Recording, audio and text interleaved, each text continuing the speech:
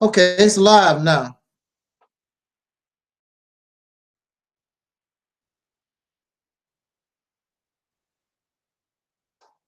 And I don't think you still can. You still can't get in on. I don't know what's going on here.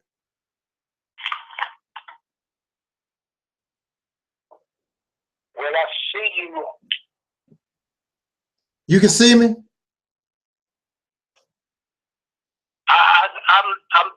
I'm listening at you on the computer. Right. I got you on the. I got you on the. I got you on the. I can see the picture. Right. I got you on the speakerphone.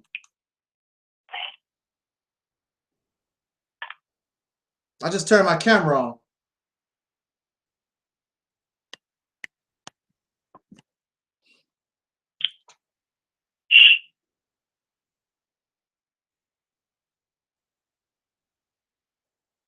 Well, you know, we can go ahead and talk.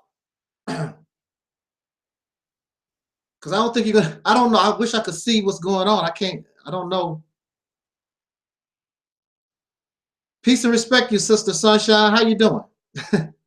I have this brother. I wanted to speak with him for a few minutes. Brother I've known for a little while, and we're having technical problems trying to get him on live, but I have him on the speakerphone.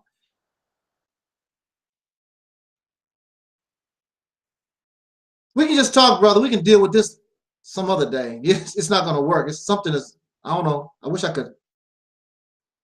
Oh, I think he just dropped. Okay, let me call him back.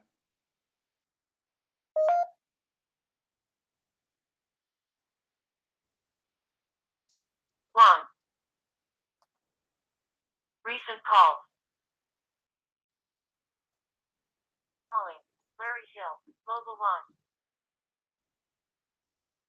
1. Welcome to the Realist Temple on Earth. Thought I was going to have a little show here. Hello, can you hear me? Yeah, I can hear you.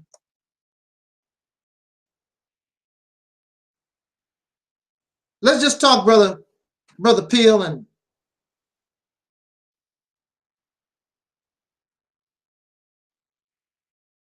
we can forget that because it's not gonna.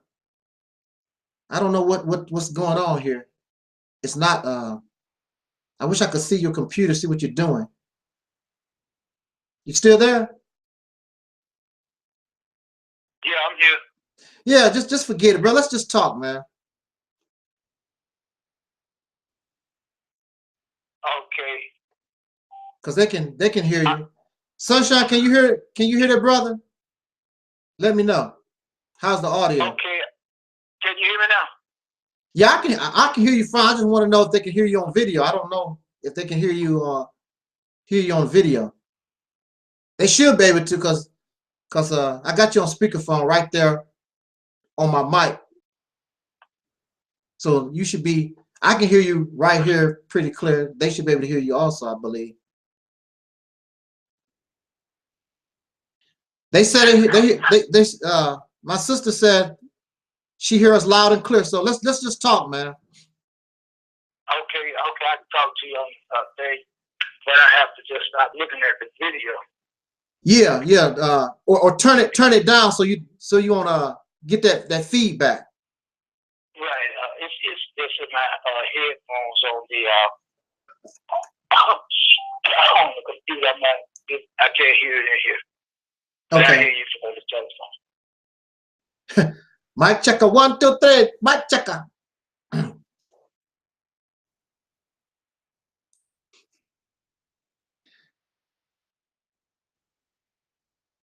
You ready, brother? Yeah, I'm ready. Okay, okay, here we go. All right, y'all. I wanted to get the brother live, but I don't know, we're having technical difficulties. I don't know what's up with that. This is the second time that we try to do this broadcast with this brother, but wasn't able to do it. But we're not gonna waste time. We're gonna try to deal with that on off time. We're gonna go ahead and try to get some wisdom from this brother and have a conversation. This, of course, is the Realist Temple on Earth Internet Ministry. I'm Angelsnupnup7, and of course, I am your brother one. I have as a special guest brother I've known for a little while now, and he goes by the name of Black Pill. Brother Black Pill, how you doing? Unity and wealth, Black Pill is doing fine. Hope everybody else is doing fine. Yeah. How was your last year? Oh man, all I can say is everything's been black and dedicated. That means everything's been great. Okay. My sister Sunshine said it's no problem. She can't see you. Truthful words are far more powerful than the visual. So we're not gonna worry about that. You know, as long as we can hear, that's all that's we worried about. That's all we should care about. As long as we can hear the words. So why we just talked about it earlier. Why are you called Black Pill? I'm called Black Pill because actually I got started in 1954 worrying about the black race. Yes. And I studied, but I'm 70 years old now. 70. So all those years I've been concerned about the black race. And I've been asking questions. And the understanding that I've received from the question I asked people all those years gave me what's called the information. And I say I'm the Black Pill because my information is medication for the black nation.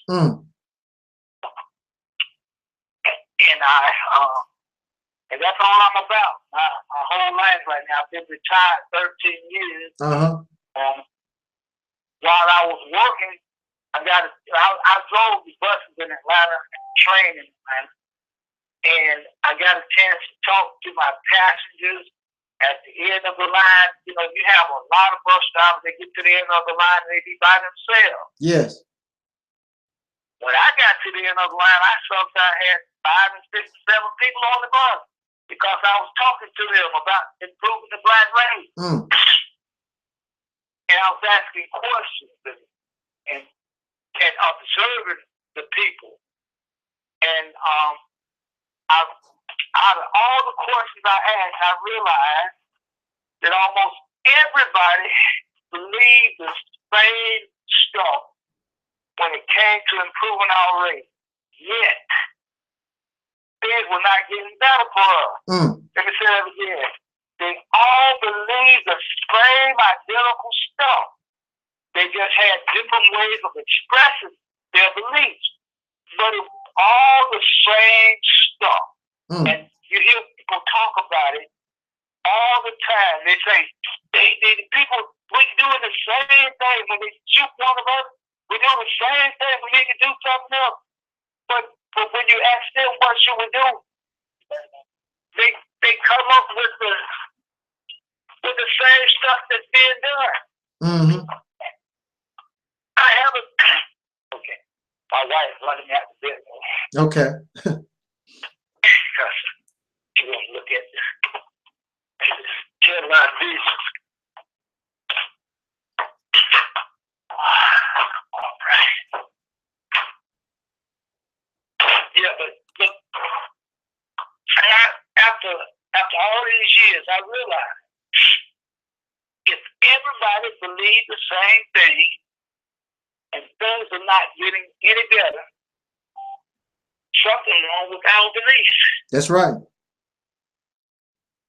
And when you tell people, and let me say it like this, it's difficult to tell, especially grown people, that the things you believe are ass backwards. But then you hear our scholars saying the same stuff that I'm saying, but the scholars are not coming together to create anything.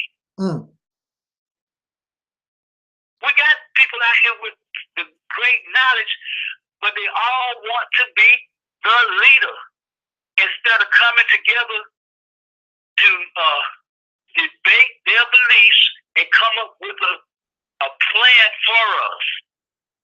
Like all the people that might listen to this radio, this message or the thing we listen to, I'm waiting on somebody to come up with a solution. But we were told that no one person could come up with a solution. Mm-hmm. So I'm saying, if you believe no one person can come up with a solution, let's come together and debate each one of our ideas of a solution. And then we'll be able to find the things that we need to put together to create the solution. I think, you hear people say it starts in the home. That's some of the things that I've heard over the years. Mm-hmm.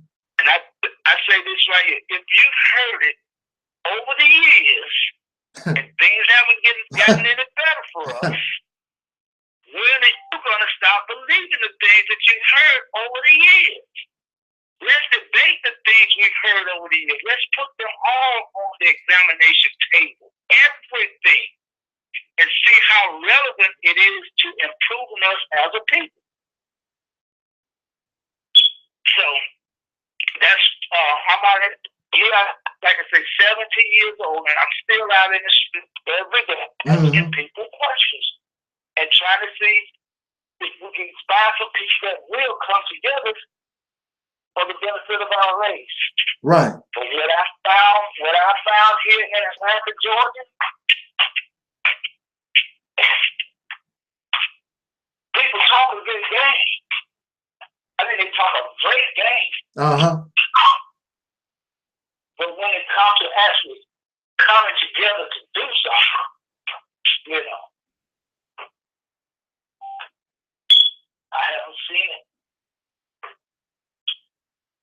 We come together, we have festivals, all kind of hotel rallies.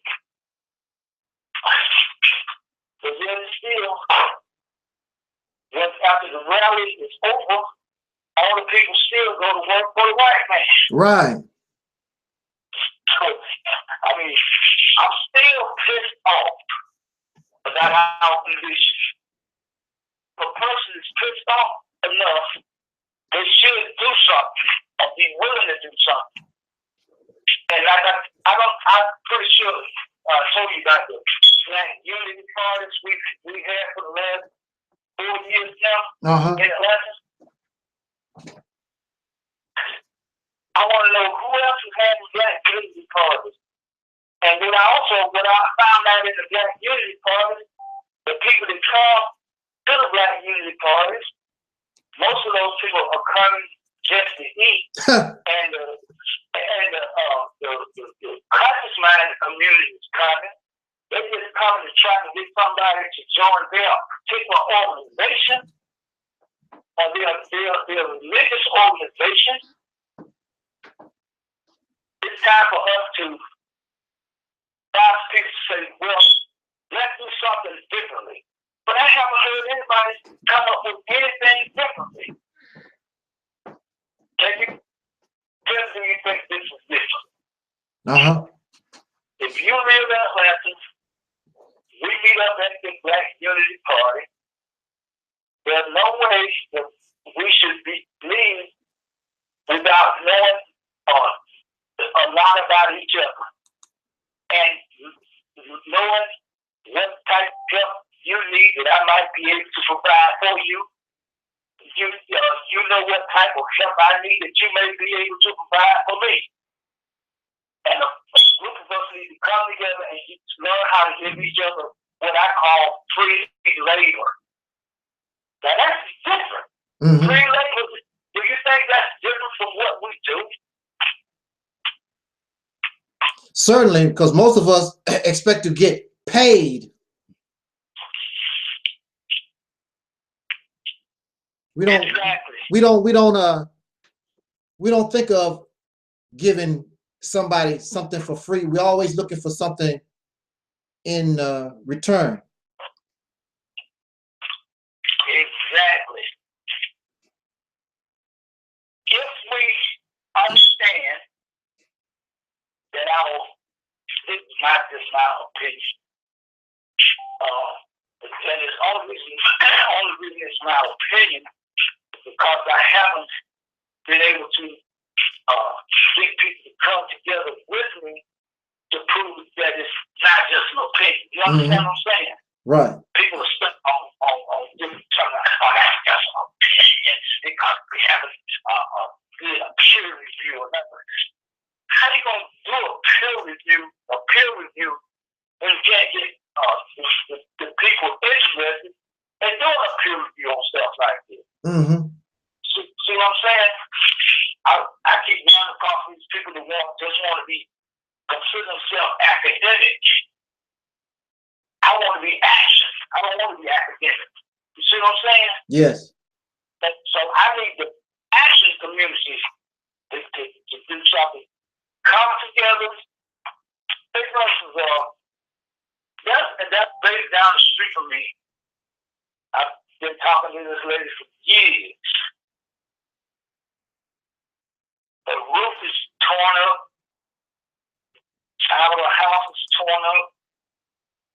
And they have code enforcement in Atlanta. Serious. But they haven't done anything at her house. But I was talking to her about getting with me. Now she's in this condition where she needs this help. I was talking to her about getting with me, getting out in the street, and trying to locate people that would come together and help her. And then when we finish her, all the people that get involved in helping her, we can get started with them too. Mm-hmm. But she said the same thing everybody else has always said to me. And guess what that word is? It was a statement almost everybody said to me. They say, black people ain't gonna do that. So when people say black people ain't gonna do that, and they consider themselves black people, what are they saying? They say, we're not gonna do that. Right. But people always say, they not. So we must locate people who will do something. We have too many people running their mouths, but we don't have enough people willing to really do something. But people get on the radio or get on the TV or get on the meetings and knock down and tell you all kind of academic stuff. But those same people will refuse to do anything. So, you want to ask me a question? Yeah, I was just listening. You know, brother, I'm gonna tell you. You see, what a lot of folks don't understand about me is that I'm a listener. You know, I don't run around just talking. Matter of fact, actually, I don't even really like it. Those who know me, I'm not a talker. I just sit back in the cut and I just listen. You know, I'm a listener. I don't so you know, if I get quiet or whatever, I'm listening to you. You know, that's what I'm doing. I'm listening to the things that you say. And anybody that's out there, whenever I go on some of these radio talk shows or whatever, I don't be running my mouth trying to present myself as some know-it-all and run and talk. That's not what I'm about. I am here to listen, because I'm not just hearing what you're saying. I'm listening to what you're trying to say. There's a difference. Hearing is just being able to comprehend somebody's making some noise. Listening is being more it's more technical, and I wonder actually what is causing the noise. So I'm listening to what you presenting. What I would like to ask you though, brother, is that you said these things here. How did you come in contact with this ministry, and how come we've been talking? I guess it's been a few years now. Do you think I'm different from those of whom you're speaking about that aren't interested in unity, that continue to try to do the same things over and over again? Could you elaborate on that for me?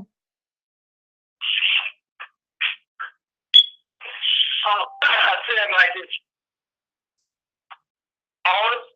all the people I've ever talked to have their own platform. And the only people that I really get, I guess I would say, technical with are the ones that I can get out, leave my house, get in my car or on my bicycle, and ride and actually touch them, talk to them. Yeah. I'm talking about them, something like a 30-mile radius. All the people all over the nation, to me, you're one of the people that's all over the nation that I can talk to on the radio or talk to on the phone, but I'm not actually able to get to you without spending money. Yes.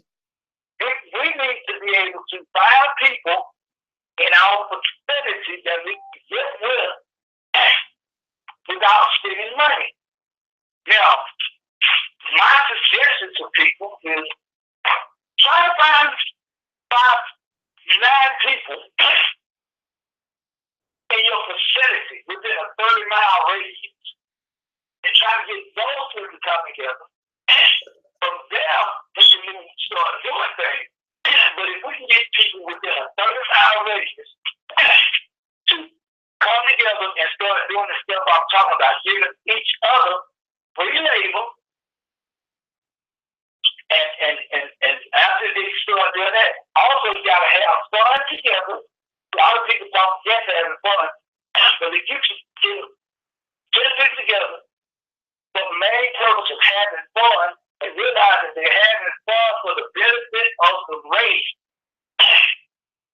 then we can start doing something. We'll come together and just be about business as usual. Nothing changes. The question you asked me seemed like you asked me, did I think you were one of the people just like the rest of them? Yeah, you can be truthful, bro. You can be truthful. Go ahead. Yeah, all of us just are the same, even myself. But the only reason is we don't have the people in our vicinity to come together. We cannot expect. We can talk to people all over the nation, all over the world, but if we can't put hands on each other right in the vicinity and create an environment of love and compassion among the people in our vicinity, we're wasting our time. But if they talk, we got to get the message out, then we need to start being able to get people to come together. People got to know what you're coming together for. We're coming together for the benefit of our race. And we can't find people that will actually do that in our vicinity. Let's say it like this. In our vicinity. We don't want to be like these civil rights people. Now these people just going all over the place and doing stuff. But when they get back home, they don't even know each other. Let's get some people together that want to become friends with each other. And the only reason I want to become friends with anybody is for the benefit of our race. My thing is what Marcus Garvey said, race first. So anything I say, anything I do, must be for the benefit of our race, not for me and my family, but not for my religion, not for anything, but for the benefit of our race. Now, my family, me and my family benefit tremendously once my race start benefiting. You understand what I'm saying? Right. All the problems we have is because we've accepted the terminology, the logic, procedures, definitions, and cliches that we've learned in this system. And all these what we call smart people, they're not smart for the benefit of the race. Are you smart for the benefit of the race? I am smart. My smart is for the benefit of the race. This is the kind of stuff that's going to teach our people to start really seeing. And I talk about the difference between black people, social black people, Lonnie Negroes, common Negroes, nasty Negroes, associate nasty niggas and niggas. And our people accept the logic, procedure, definition, cliches of this system. When you use the word nigga, they lose their mind. Because and losing your mind has not helped us overcome the condition that we're in. We must stop accepting the definitions of the system. We must get out of the system knowledge box. And the best thing I can say, each one of us is on this phone listening to this. We need to come up with new logic, procedures, definitions, cliches for us to use. We have the power. We are what we call the gods. And we need to come up with new logic, procedures, definitions, cliches for us to use. So all the old logic, procedures, definitions, cliches that have not put us in a position where we need to be or where you think we should be. See? But we want to advance. We want to keep on educating our people using this, giving them the same knowledge box logic. What's going to happen? And people don't look at you like you're crazy when you say something different from what they say.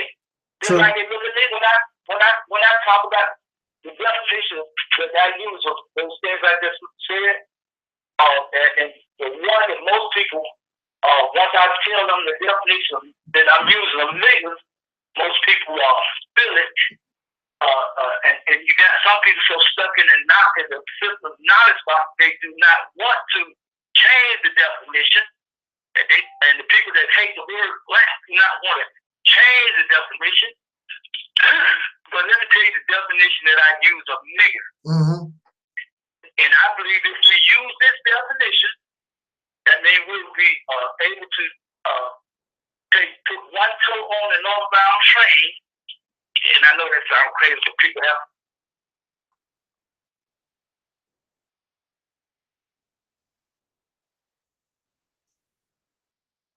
Oh, look like he dropped.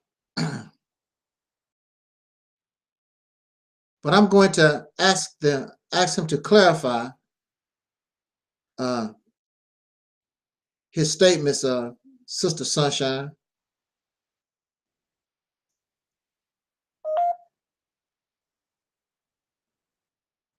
Contact. 3. Calling. Larry Hill. Global 1.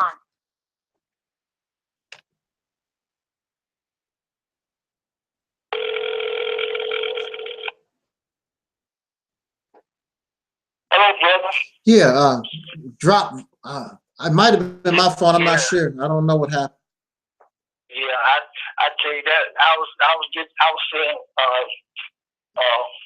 what people have to do, and it dropped. I said, wow.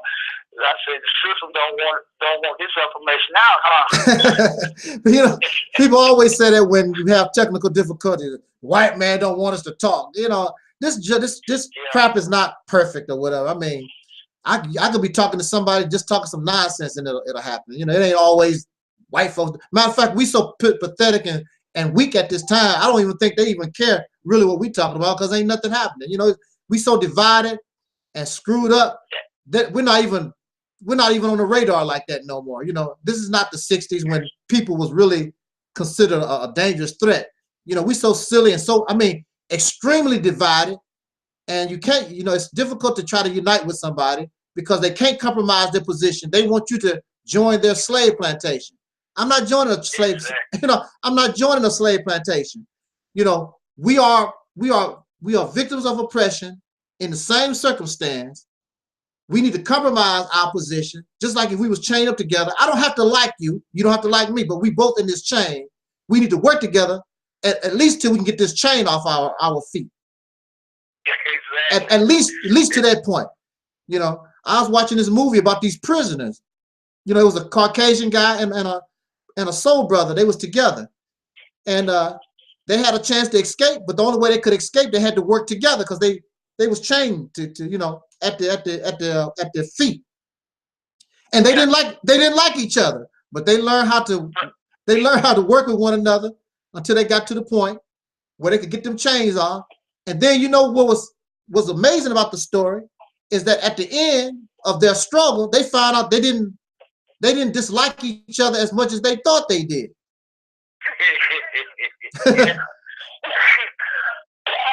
But I have a question for you, Brother Peel. Okay. I think the question is like this. The chat room is saying something to the effect that it sounds like you're advocating something like a chain link effect, that we come together like, I guess, like a chain. But what they're saying is that, you know, chains have their weak link, you know. What can you do about the person, the weak link in the chain? Because, you know, some people you can hook up with, but because they are weak link, they can cause your whole, you know, the chain to break because somebody is fearful of a backlash or some other type of retribution for just simply trying to come together. Right. The solution to that is to be able to identify the weak link and make sure you love that weak link enough that you will not allow that weak link to be in a position of leadership, but you will love that weak link enough to be dedicated to creating what you're creating for the benefit of that person that is the weak link. You understand? Our thing is, there's no love for our people. So we must be dedicated to creating an environment of love and compassion. And when our people start giving us examples of what can go wrong, how easy it is for somebody to tear something down and all that stuff, we got to be wise enough to love that person after the will, identify that person, and love that person enough to create something for the benefit of the group and that person. So it's not as difficult as people think it is, but we've been indoctrinated to be weak enough to have disdain for a person that's not qualified. We must love all of our people, and that's a problem. See, anybody in this that want to be in the chain must look at them being that weak link themselves. See what I'm saying? So who is not a weak link?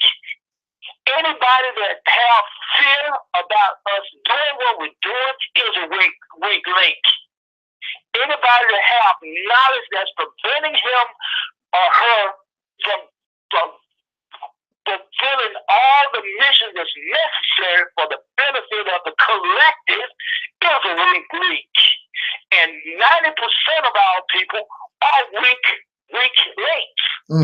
So right now, when we're out here trying to form something, we got to look at each other as weak links, and we got to have love for the person that we consider to be a weak link, and we must look in the mirror for the biggest weak link in the first place. Because when a person says, well, I'm not going to do that because there might be a weak link in it, then that person is saying that is a weak link. You understand what I'm saying? We don't want to look at ourselves as a problem. Each and every one of us is a problem because we don't love our collective enough to do everything that we need to do for the thing. We got to eat the least little thing we can think of that will be detrimental to it. We want to say, oh, well, I can't go out. I can't do this. You know what I'm saying? We're all trying to give ourselves an excuse for not coming together. Because we all are the weak link. You feel me? There's no strong chain in the black community right now. We don't have the knowledge that's needed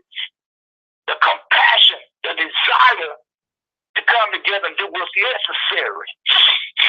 And the main thing that's necessary is for each and every one of us to realize that we have been raised in an anti-black system that has worked on, let's say it like this, mine, not our, but I want all of them to say, my subconscious mind. You feel me? So once we all say the same thing, my subconscious mind has been indoctrinated to prevent me from doing what's necessary for the race. If we don't look at ourselves as being subconsciously indoctrinated to be, you call them,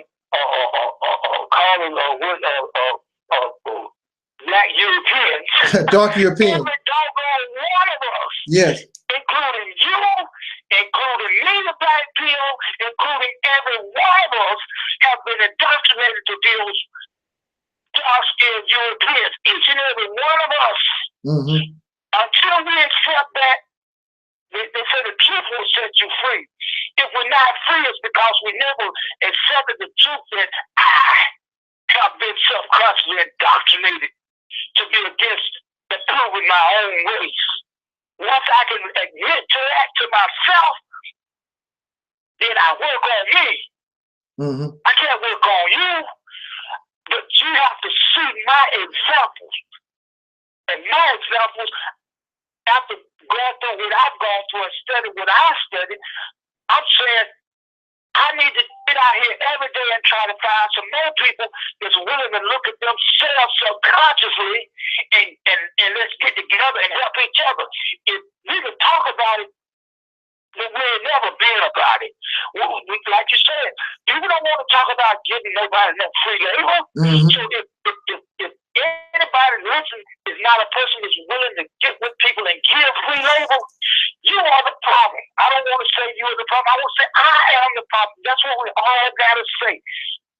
Let me say it like this. I was doing a labor pool thing a few years ago. They had this big concert. And when I do stuff, they had me driving the van, taking the people. Tomorrow's World is what it was called. And this company I was working for was called People Ready. Labor Ready. It's called People Ready now. And I was taking out all these people. A whole lot of these people are homeless. People have jobs that supplement their income by going working at the labor, they call it labor pool. But I was on the bus, driving them out there, and I was talking to them. And this is the message that I've been trying to get out for years. We should stop saying they are the problem and say I am the problem. The same good stuff I've been saying for the last few minutes is trying to get us to look at ourselves. Now, we have plenty of people saying that. Even Michael Jackson was saying it's the man in the mirror. Right. Everybody hear all these things and say all these things, but you don't take it seriously. You're not taking it seriously. It is the man in the mirror. It's not the person that might be the weak link that's not me. It's me that might be the weak link. I can't even say weak link. Right. Now, the people in the chat room were talking about that stuff, about somebody being a weak link.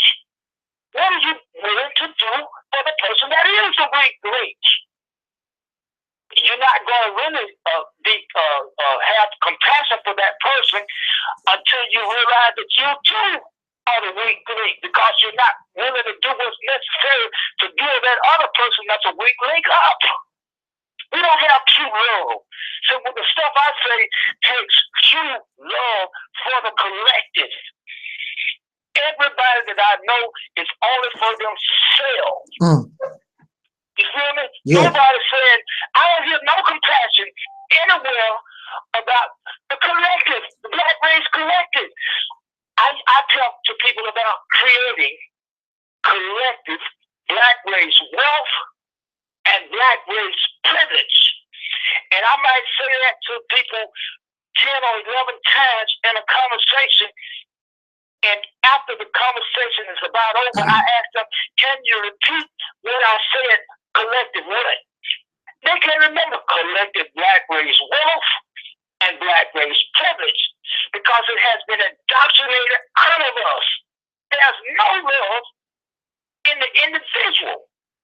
So before we can start talking about we and they, my message is for each one of us to work on ourselves to get that little slave master or that little KKK that's in our subconscious mind out. Let's stop being what you call black Europeans. Dark European. We got to work on ourselves to stop being a black. See, if I can't admit that I'm a black European, I'll always be one. So this is the kind of stuff, this is the kind of stuff I talk about.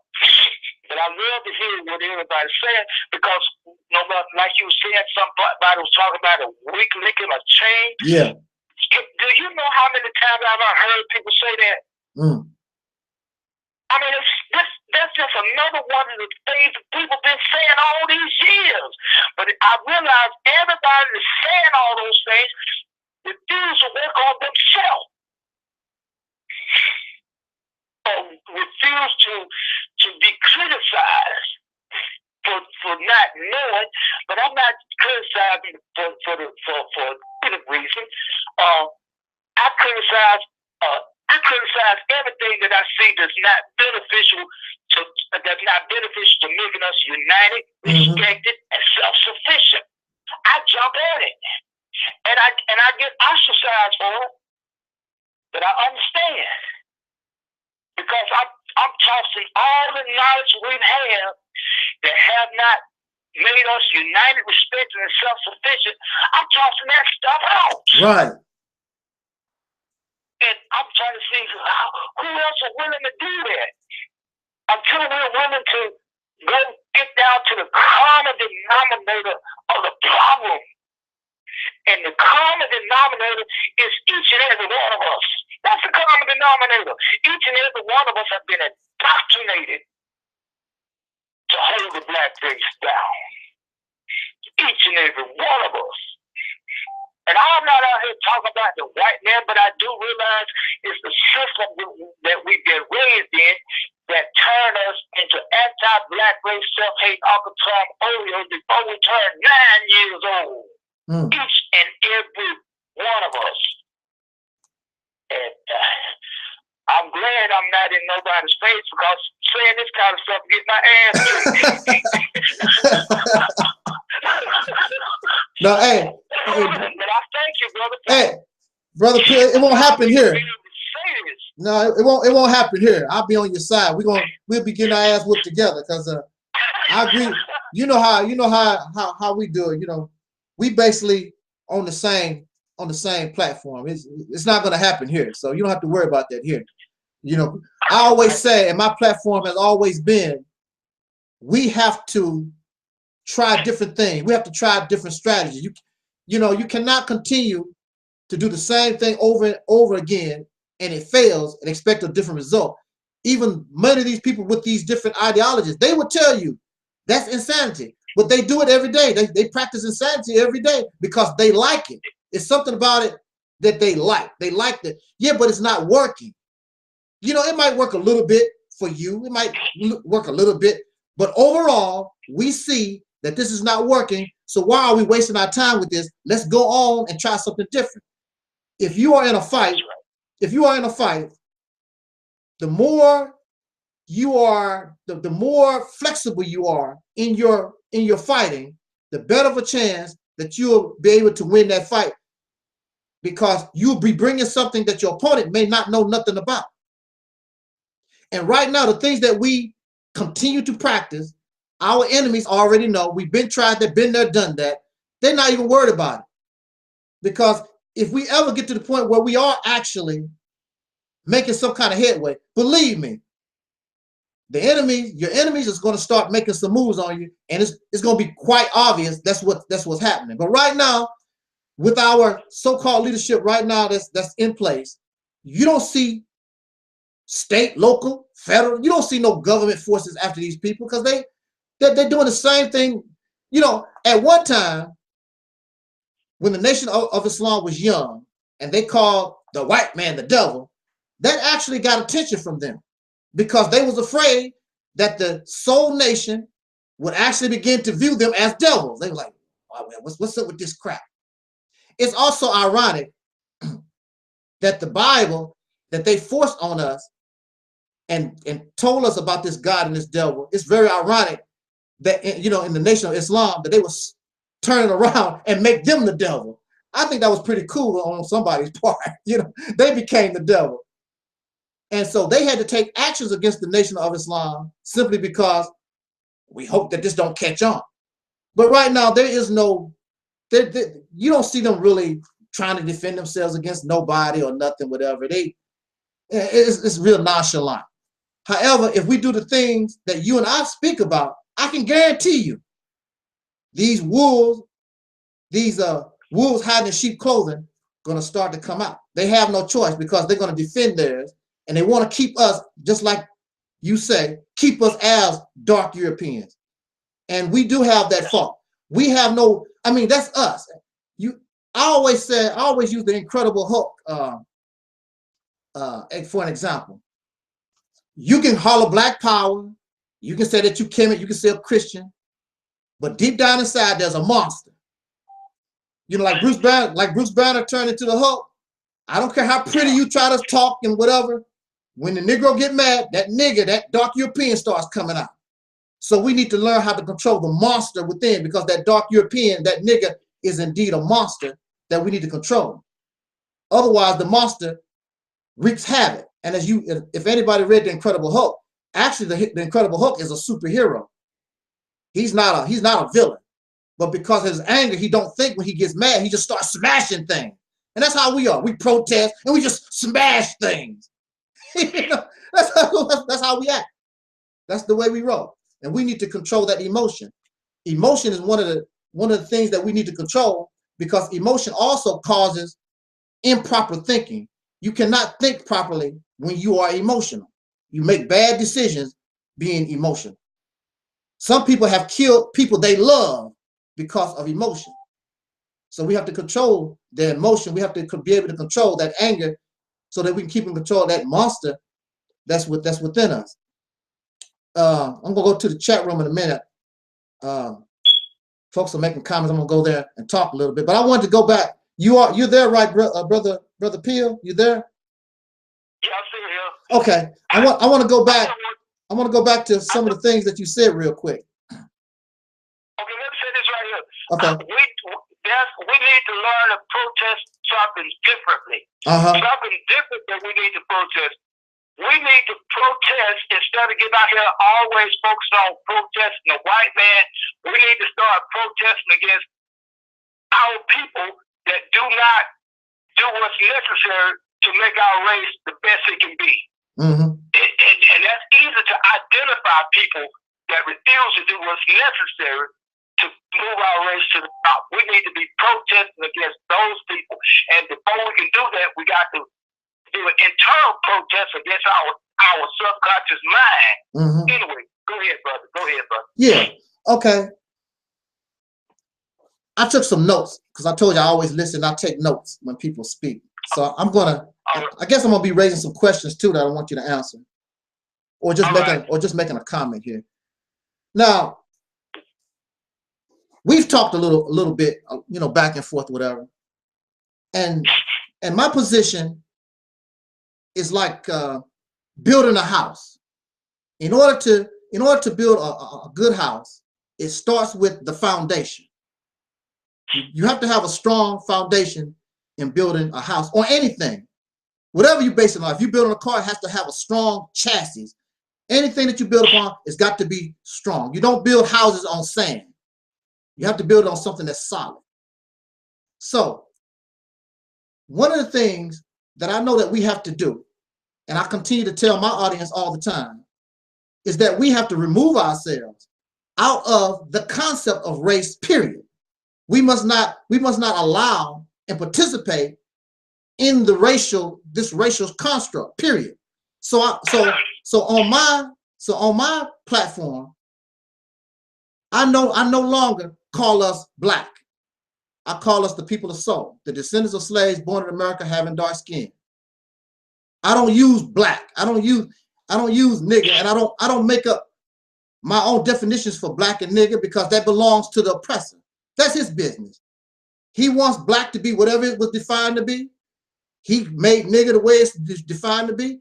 That's fine with you because I'm not part of your race crap. I want to take us up out of race, period. I just recently did a application for insurance, and they said you didn't mark your race. I said I have none. I don't play that game. And the insurance people looking at me like, are you black? I said I don't play your race crap. I said I'm a member of the nation of soul. Point blank. That's it. I'm not playing your game. So I got my paperwork back, right? And they're gonna mark me white. Now I'm right there in front of their face. They know I'm a dark-skinned person, but they're gonna mark me white because they want to force race on me. You're not gonna do that to me. And I got the paperwork back. I said, look, if you can't accept it, I'll go to another insurance company. I don't play race. Point blank. So we need to take ourselves up out of the race game. It's a losing game that you're not gonna win. You didn't create it. You are a victim of the race game. So I said the people of soul, because I did not create it, Brother Peel. We actually did. It came from our womb. It started sometime 60s to 70s. I remember I grew up with the term. We had soul train, soul music, whatever it was. It was an identity. Matter of fact, when they were screaming black power, you also heard soul power. It was the same thing. Soul is better because soul takes us up out of the concept of race, because soul has no color. It's not gender oriented. It's not political or racial or none of that stuff. So we need to come up all these things that cause us to divide up under soul. I've never met a person right now to this day. I've never met a dark-skinned person that had a problem with saying I'm a soul brother and sister. I haven't heard it. Because you can have soul, but you can be committed.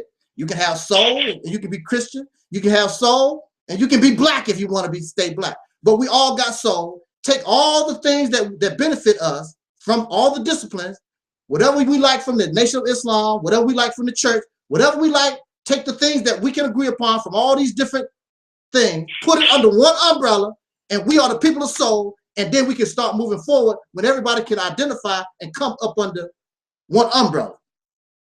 And that umbrella is not identified, has nothing to do with race. So I can keep talking the way that I talk, and nobody can call me, you sound like a racist. How can you call me a racist? I don't identify myself as black or African or none of that garbage that you forced on me. So that's a strong foundation to begin with. That's a strong foundation. That's a place where we can unify upon. And there's no way that you can divide, because soul is the essence of life. What other label, what other description could you want better than the essence, soul, the essence of life, that which brings life into a body? What better? There's nothing better that you can come up with. There's nothing. A perfect thing to unify that came from us. You don't have to go 5,000 years ago. You have to go back 2,000 years ago. This was something that came from out of our own wombs. Maybe your mother, maybe your father, cousin, somebody, our people from, when you talk about soul brothers and sisters, there's only one people you can talk about. When you say soul brothers and sisters, they don't look at Africa. They don't look at Kemet. They don't look no place. It's only one person that can be a soul brothers and sister, and that's us. Those who were born in America, having dark skin, born in America. And that's what we want. Something that can identify something unique to ourselves. Something that's ours. Nobody else can make a claim to it. They can want to be that, because I know what that one singing group, Hall & Oates, back in the 70s, early 80s, they was the blue-eyed soul brothers. People want to join it, but they can't be it. They can't be part. This is ours. We own it. Nobody else can claim it. I don't want somebody else left over. And I definitely don't want something that the slave master forced on us. He forced us to be black. I don't want to be, he forced us into racism and being part of a race. I'm getting out. I don't want none of that stuff. So it's important for us to build a strong foundation before anything else can go. Build yourself a strong foundation. And I said soul, it's like an example. It's like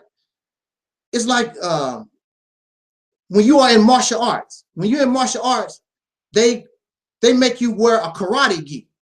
And there's a reason for that. Because when you, or except if you're a police officer, they give you these uniforms. They give you these uniforms to make you feel part of something, like you belong. It's an identification. So when you put on the uniform of soul, it takes you out of these detrimental things and make you feel stronger, because it only belongs to you. Nobody else can wear that uniform. Nobody else can. It's us. So when you see another soul brother and sister, it's us. Nobody else can do that. It's us. So you need a strong foundation even to begin your struggle. If you don't have a firm foundation, if you don't have a strong identifier, a strong label, and see, Black and African, all that stuff was never meant to unify. It was meant to divide and conquer. And wherever you find those words, the people are divided and they are conquered. And they can't get it together to save their life, because those very labels and words, their origin was designed to divide and to conquer and to keep the dark-skinned people down. So why are you shocked that when we use these terms, we in the condition that we're in? That's what they was designed for. With or without the white man. You know what I'm saying, Brother Peel? Do you understand where I'm coming from? Are you still there, Brother Peel? Oh, it's a brother there. Can you hear me? Can you hear me? Yeah, I hear you. I just wanted to see if you was there. Yeah, I was here. Yeah. I was here. And I hear you, and I'm pretty sure you remember we've had this conversation before. And I consider myself a Black man. You can. And the things that you just said, I'm not against anybody that want to call us African American, soul brothers, Black, Moor, any of that stuff. My main thing is that I have love for all of us, regardless of our ideology. My main focus is to let us know that each and every one of us have our ideas about things, and the people that believe that follow your ideology, as long as they love all the rest of us, it's fine. The people that follow my ideology, as long as they love all the rest of us and dedicated to the collective, we don't have an argument on what, as far as I'm concerned, I don't have an argument on what you call people. I created definitions of things because I'm outside of the power that the slave man had when he came up with those words, Black, Negro, nigger, and all that stuff. I could give a flip out less about what he done. Now the people that feel the way I do, that don't care about what the slave master did in the past, we're not living our life according to what he did in the past. We're here in 2018 now. Yeah. And we are able to come to realize that the things our people have been taught was wrong. Our people were taught that the vibrations of words and words have power. I say, and I'm a 70-year-old man with the ability to still say, all that has not put us in a position where we need to be. All that knowledge has not did anything. That's true. Giving us something to debate about that hasn't, all that debating that we've been doing about those things have not changed anything. I tell people, words do not, let me say it again, words do not, I'm going to say it one more time because 3 times might be the charm. Words do not have power. Words do not have power. Words do not have power. It is the definitions of the words that we accept to have the power. We have the power to create the definitions that will work on our subconscious mind. Our subconscious minds are programmed by all the stuff we done heard from all these people all these years, that all these people have not come together to create anything that will make us united, respected, and self-sufficient. I'm here to give us some knowledge that will really make a difference. And it will make a difference for the ones that can accept new logic, procedures, definition, and cliche. What I'm saying is new logic. The things that you're talking about calling us soul and calling us all these other things, that stuff has not worked. I mean, how long are we going to argue? Can I say this real quick before? Let me finish, brother. Okay. How long are we going to argue about things? I'll say it like this. I don't care if no one can hear me change and accept the definitions that I have created. But I'm here to say we must realize words do not have power. If we keep on accepting the thing that words have power and not the definitions of the words. See, once we accept that the definitions of the words is where the power lies, and if we accept the definition, we can stop worrying about what they did in the past. I'm not holding a grudge over the slave masters and all the stuff they did. I'm here to give our people something that will work on our subconscious minds today. And that's where I am. And like I said, I call myself black because the definition that I have given of black is a member of our race who is completely dedicated to making our race united, respected, and self-sufficient. Now, that's the knowledge box that I'm in with that. Anything else, I'm not in the other knowledge box. And once we can get out of the other knowledge box and create a different knowledge box, then we'll move on. But if we have our emotions are stuck on what they did to us in the past instead of what we can do for us today, it's going to take us another 50 years, another 100 years, another 1,000 years. My stuff that I'm bringing us will solve our problem today. And that's just I can't call it opinion because it has worked on me. You feel me? But I respect other people's opinions and stuff, but I must ask the question how to do it and how will it work on our subconscious mind. Our people that accept being black today, we got to stop them from hating being black. And once we stop them from hating being black, then we can say, okay, now our emotions are not controlled by the past. So now if we want to change what we call ourselves, we can do that. But until we can overcome what we feel they did to us in the past, they'll be able to do something to us again in the future with whatever we come up with. But once we can overcome the emotions of what they did to us in the past, then we'll become gods and able to really create. That's just my way of saying things. Okay, I'm sorry. No, I mean, you my guest. You can roll. You can roll, bro. I don't have no problems here. I'm gonna go to the chat room. I think I had a question. I'm not really sure. Let me roll. See, no, I don't see any real questions in it. If there are any questions for this is Angelsnupnup7, and of course this is the Reality Temple on Earth Internet Ministry. My special guest today, this morning, is my good soul brother, black friend, Black Pill, 70-year-old, actually an activist and a lover of us as a people. and he's here to join me. We had technical difficulties, so I got him on speakerphone. Hopefully we can get this brother live, because he is alive. He's 70 years old, but brothers and sisters, this brother is alive. You can believe that, because he has to be alive to deal with Angelsnupnup7, because y'all know how I roll.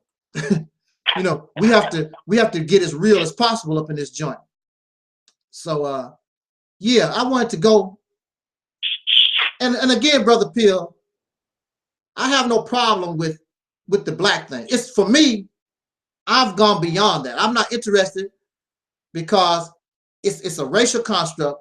It's a definition created by Caucasian people. It's a labels that's forced on our people, and I don't want nothing to do with it. I don't need their crap. I can establish and begin to do my own.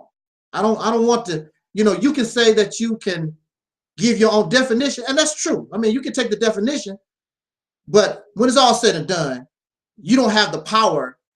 You know, they are the ones who created the definition, and they are the ones who give it power. You can take what they created, not you didn't. You didn't create that. You can take it and give it your own spin, but when it's all said and done, it belongs to them.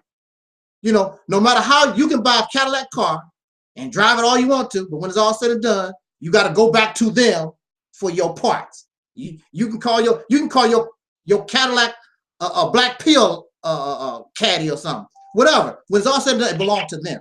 So they can have that stuff.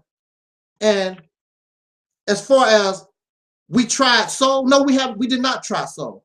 It was in the beginning stages. Soul is the uniqueness of us as a people, trying to find our own self-identity.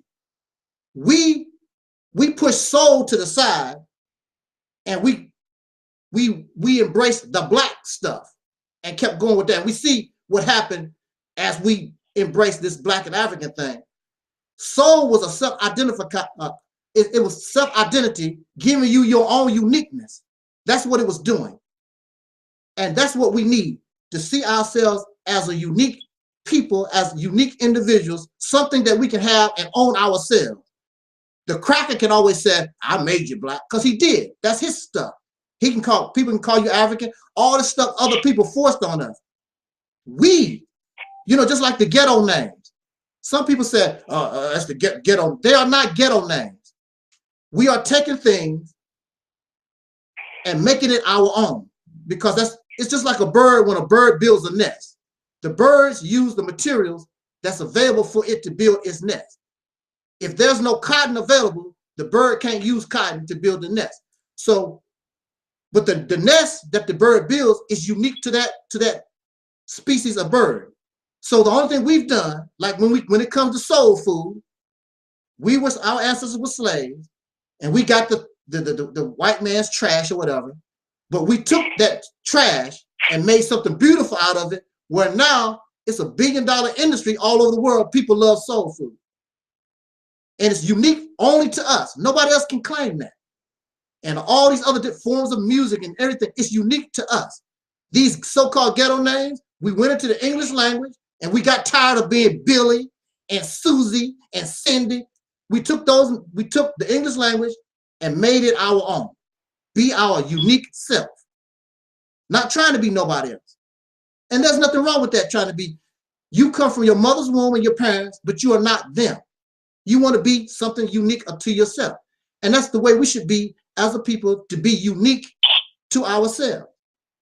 I have no problem with working with none of our brothers and sisters. I don't care if you're gay, lesbian, Christian, agnostic, whatever. As long if you are a victim, you can call yourself whatever you want to. My thing is, if you are against the unification of us as a people and what is in the best interest, now I have a problem with you. That's when the problem starts. But I'm telling you, you could be a much stronger people if you form under a strong label. As a strong person, when, okay, we together, but we still divided under various labels. There should be only one label, one description that everybody can fall under, and you can move forward. As long as everybody's under these different descriptions and labels, it's not going, you can't move forward effectively. When this country was founded, they called themselves Americans, and they moved forward as Americans. They did not say, well, I'm a Quaker and I'm an Anglo-Saxon. They did not do that. We are Americans. They bonded together under one, even to this day. America is various people under one umbrella, under one flag, and they can move forward. But if you all divided up like that, everybody got their separate little flags, whatever, you can't move forward. You have to build upon a strong foundation, especially something that you know origins with your slave master. We need to get away from those different things and build on one identity. That's what we need, one identity. And all, like I said, all can come under that one identity. You can call yourself whatever you want. You can call yourself Mickey Mouse if you want to, as long as you come under this one identity. And just like you said, as long as you have what is in the best interest of us as a people. I don't like to say that word race because I'm not into racism. I'm not into that crap. I'm leaving that alone. I'm getting out of that. But if you want to say race, that's your prerogative. I understand what you're talking about, but I'm leaving it. I'm escaping the web. The web is called white supremacy, racism. I'm getting out of the web. I'm not trying to work in the web. I'm trying to get out of the web. And you know, some insects, even though they can get out of the web, they still have some of the webbing on them. So they can't function properly. They can't fly properly because they got out of the web by luck, but they still got that sticky web on. We need to get up out of the web. We function even if we can get out of the web. That's why a lot of African countries, people in Africa, they have problems because even though the white man is not there anymore, they still got the webbing on them. They need to get it off. You need to get up out of that thinking process. You need to get up out of the system that caused you to be in that predicament to begin with. So look at the African continent right now. They still don't have their act together. They've been free of colonialism since the late 1950s, and they still can't shake it. Matter of fact, they have the oppressor's mentality. When you use the words and the labels and the descriptions of the oppressor, what you think that you're doing, really? Are we so stupid, so less intellectual, you cannot come up with your own descriptions and labels and name it yourself? I can say soul. I did not create it. But what I can do is, I know it came from the womb of my people, and I can build upon what was given to me. And that's something that you said it was tried, but it was not. We did not build upon our own uniqueness. We built upon Black, trying to be Africans, trying to be Kemites, trying to be Hebrew Israelites, or whatever else is out there. That's what we done. We did not build on our own uniqueness, what was natural to us. We did not do that. So that was never tried. We have not done that, Brother Peel. No, we have not done that. I'm going to try to bring that to the floor. We are going to build upon that platform. And I can guarantee you'll see a much different result. And you don't have to, like I said, it has nothing to do with gender, has nothing to do with race, has nothing to do with politics. It's life. We are the tribe of life. Simple. Dark-skinned people. See, that's up. Yeah. What would you want us to consider as the definition of soul? The definition of soul is nothing but the essence of life. We are the people of the essence of life. Life givers. Wait. You said the essence of life. Yeah. Okay.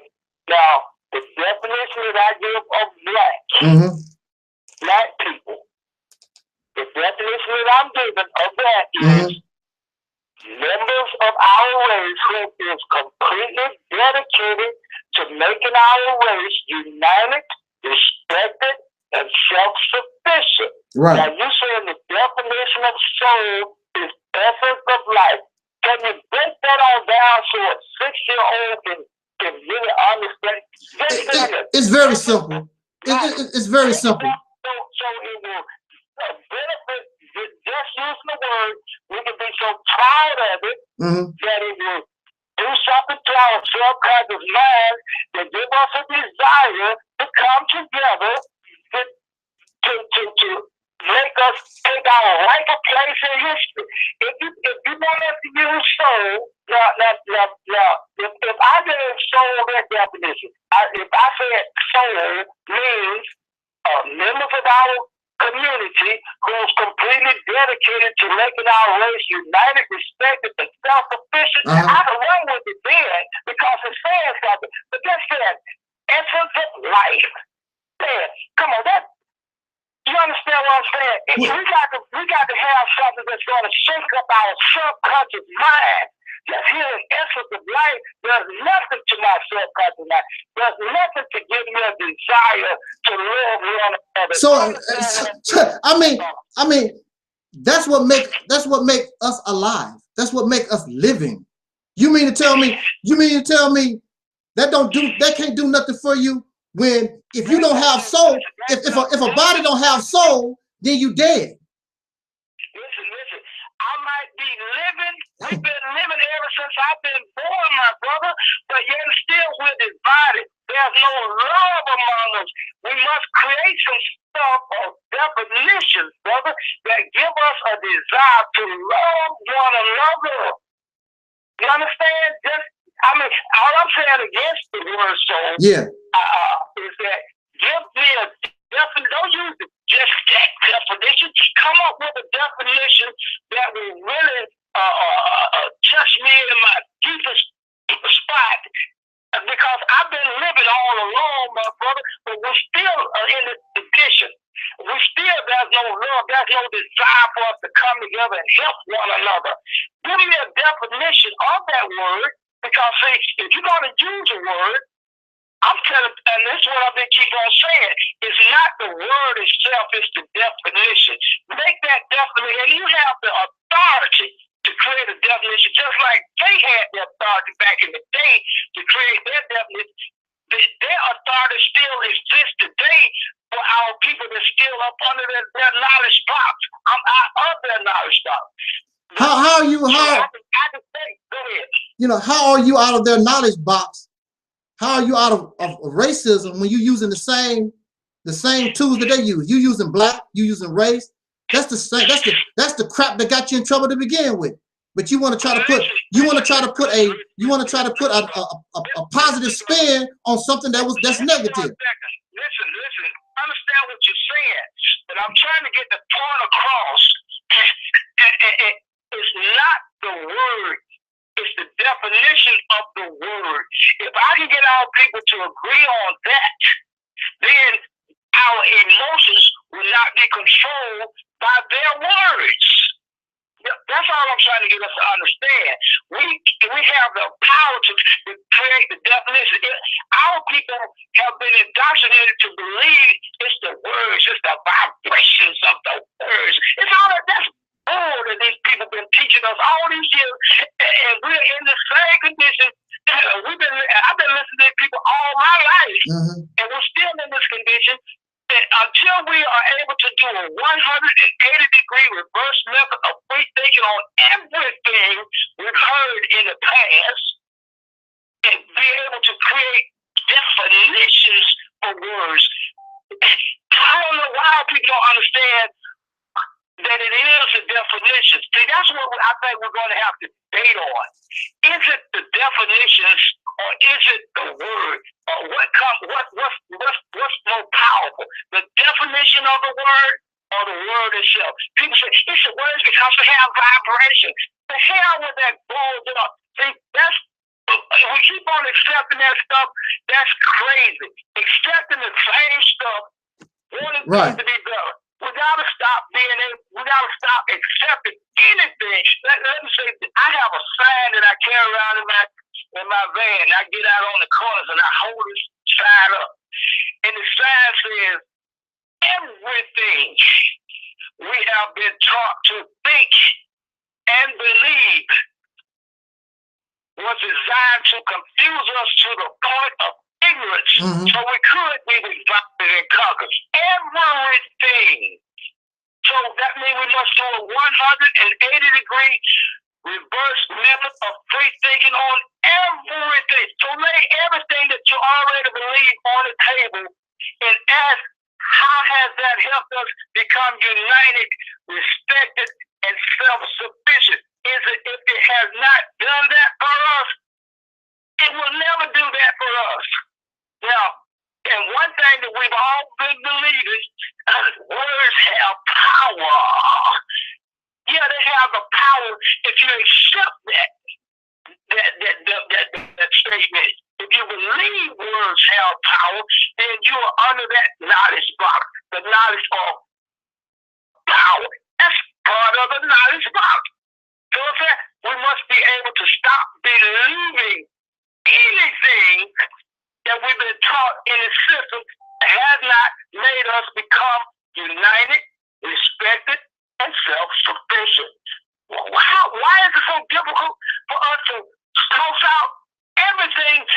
If you've heard it before, over the years, if you heard things over the years before, and we're still not there, why is it so difficult to toss that out? Well, I tell you this. Say again? I understand. I believe me, I understand exactly what you're talking about and where you're coming from.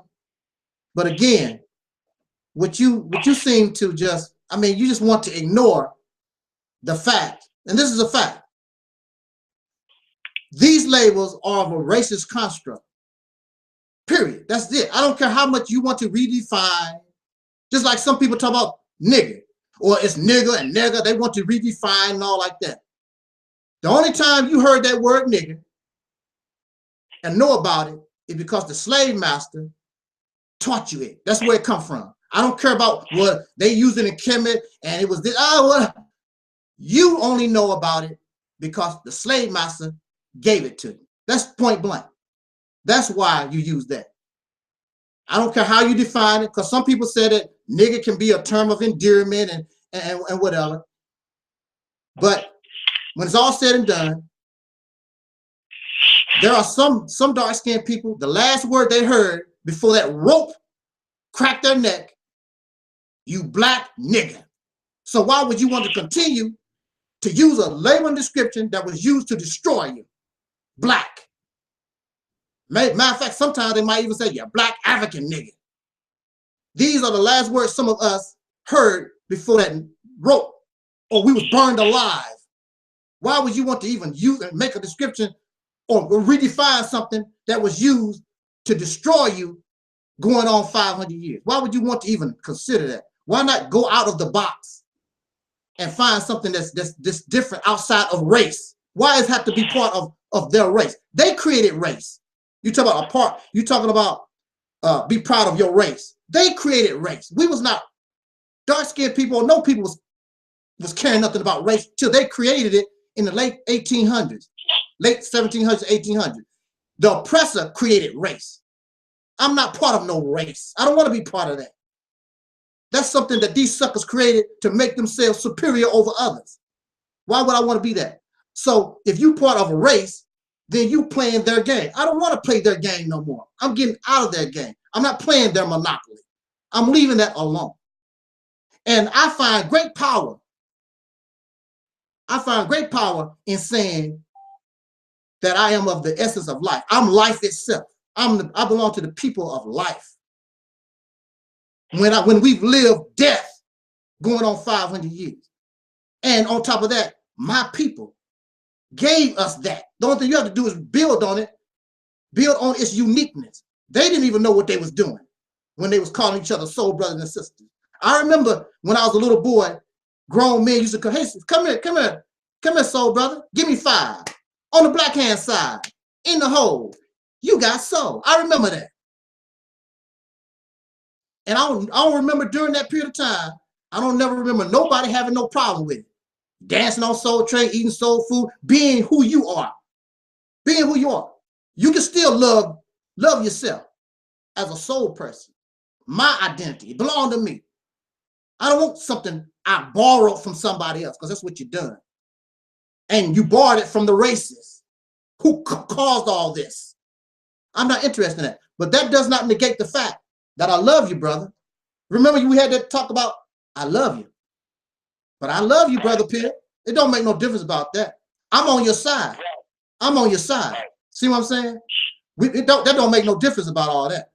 I'm on the side of the Kemet brother if he on the side with me for what is in the best interest of us as a people.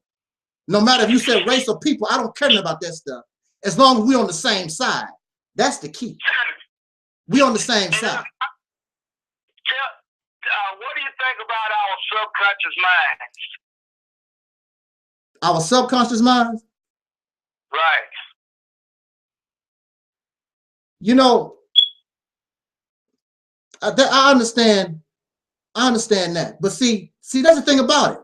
Religion, see, I'm not religious. But see, religion is in our subconscious mind. And so when you use that word soul, all of us has that religious side in us. And we know that it means life. We know that's what the devil wants. When the devil is coming for you, what do the devil want from you? I want your soul. So the soul is something very, very precious that a devil wants. We understand that. Why? And what is the devil, brother? I don't know. I don't get off into religious stuff. I'm just giving you an example. Wait a minute. You just start telling me something about what the devil wants. I'm telling you, I just gave you an example. I cannot understand a conversation from people when they say certain things. I think I automatically am on the same page, understanding what they're saying. I was just using that as an example. I need to know what's your definition of a devil. I'm just using. I don't get. I don't get involved. I don't get involved in religious back and forth. All I'm saying is that showing you how precious, how valuable that your soul is, that even a devil wants it from you. That's the primary thing. That's all I was saying. I don't know, the devil don't exist for us. I'm just saying that's just a fictional character. I'm just giving you an example using that analogy, a religious example. That's all I gave. I don't get off into debate about who's the devil and what's the devil, because I've never seen a devil. It's just a fictional character. I'm just giving an analogy showing you how precious, how valuable the soul is, that a devil wants it from you. That's all I was saying. But let's while we on this subject. But I always say that we must be willing to put everything, every statement, every little thing on the examination table in order for it to be a legitimate conversation. We got to break everything down to the lowest denominator. You don't have to do.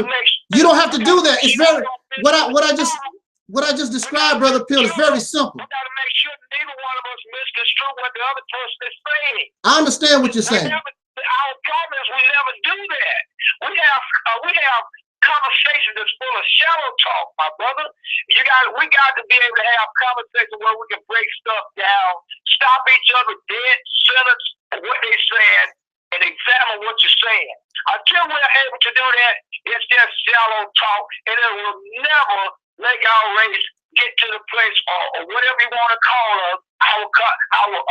What about the word ethnic group? We'll never be able to get our ethnic group to the place we need to be as long as I'm able to just say whatever I think, I feel like I want to say without you stopping me and getting me to explain everything that you don't really understand, everything that you think might be detrimental to us or might be helpful for us.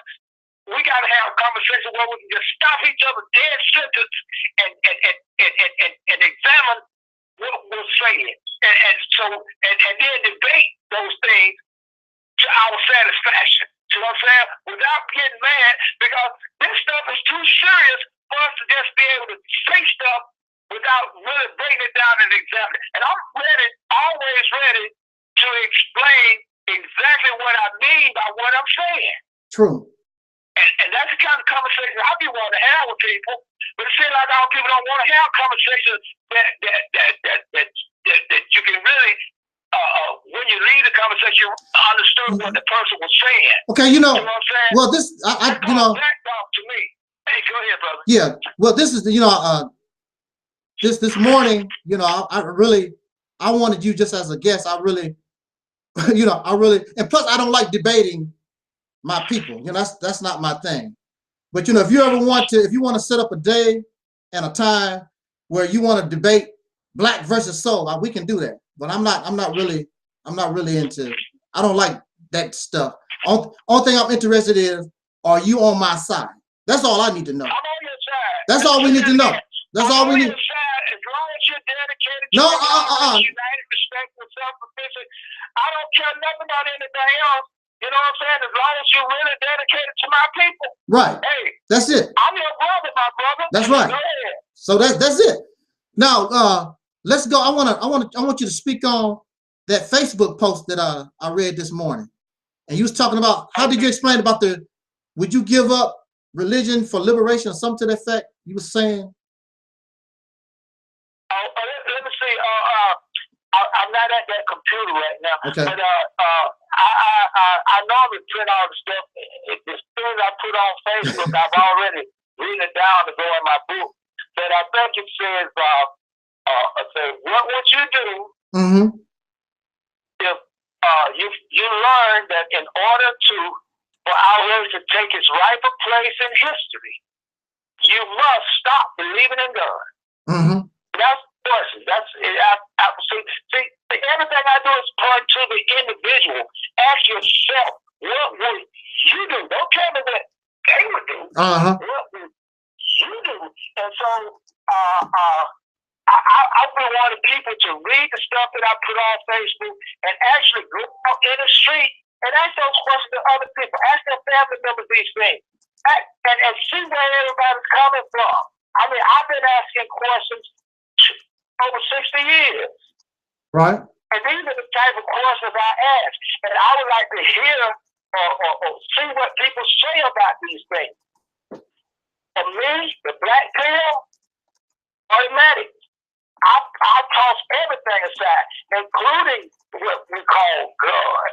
But if I learn necessary to make our race become united, respected, and self-sufficient, I toss everything out, including the God and the devil and anything else. But I want to know who's willing to do that. To me, if a person is not willing to do that, I'm looking for somebody else, not that person. Because that person's not qualified in the army that I want to be a member of an army of. People that's willing to do whatever is necessary. People will tell you, but they will do whatever is necessary to move our race to the top, or our collective to the top, or our soul to the top, or whatever you want to call us. But they lying, brother. And I'm trying to prove that people are lying. And people I talk to on the street, they look at me and say, hell no, I won't do that. I ain't giving up God, I ain't giving up Jesus, I ain't giving up Buddha, whatever they believe in. They got all these different beliefs. But they refuse to give up what they believe for the benefit of our race. Right. Now, if anybody refuse to change for the benefit of our race, like say for instance, I learned that stop calling myself black. We'll make our race united, respected, and self-sufficient. I'll never be black again. Right. See what I'm saying? Vice versa. I'm willing to do whatever's necessary, including giving up the word black. That's just the thing that I'm trying to teach our people to get us over the stigma and the embarrassment, the stain of what the people did in the past. But I just want to know who else out there willing to do that. That's why I be putting those questions on. Right. That was a very good question. And in fact, I've asked people in person a lot of times. I'm like, what are you willing to do? Well, not only religion, are you willing to give up Facebook? Are you willing to give up YouTube? Are you willing to give up all these different things that this dark European way of life for your liberation? Matter of fact, I think I was talking to a brother last night about that. I said, man, are you willing to live like live primitive to be free? He had to think about it. What is there to think about? Only thing I need is some clean water, some decent food. Give me a grass hut. I'm really free. I can build from there. But he had to think about it. Well, because see, they want to be free, but they want Facebook. They want to go back to Africa, but when they go back to Africa, they want Facebook. They want YouTube. You know, they want all the dark European lifestyle. I said, that's not how liberation and revolution, that's not how it works. You get free and you start from scratch. And a slave don't have no idea of what freedom really is. Freedom is a lot of hard work. And they think that the Caucasian people are supposed to suddenly one day and say, you know, we did y'all wrong. That's not going to happen. It ain't happened in 500 years. It's not going to happen. That ain't how things work. What if, Brother Peel, what if China said, look, we understand y'all people in America, we got a block of land over here as big as the state of Delaware. But y'all got to go in, cut down all the trees. You got to create your own plumbing system, sewer systems, all the things that you need. Y'all got to do all that. Matter of fact, you can't even get in by trucks and cars. You got to go in with horses, and you got to start knocking these trees down. For your freedom, are you willing to start from scratch, build your own nation like that? Here you are, you're getting land. You say you want your own nation. Here you go. They're not ready for that. That's the reality check. They want to go somewhere where they can have Facebook and eat lobster and oysters. You know, their idea of freedom is delusional. I would be happy because when I was a child in Mississippi, we didn't have running water in our house. We had to go to a well. We was using coal. We didn't have electricity. When I was a little boy, we didn't even have electricity in the house. We was burning kerosene and oil and heaters. I mean, and wood stove. And we didn't have air conditioning and all when I was a little boy. I'm cool with it. But the thing about it is, I was a son of a sharecropper. We grew almost everything. We had our peaches and plums and walnut trees and pecan trees and okra, and we grew all that. We had the cows and the chicken. We basically were self-sufficient. I love that.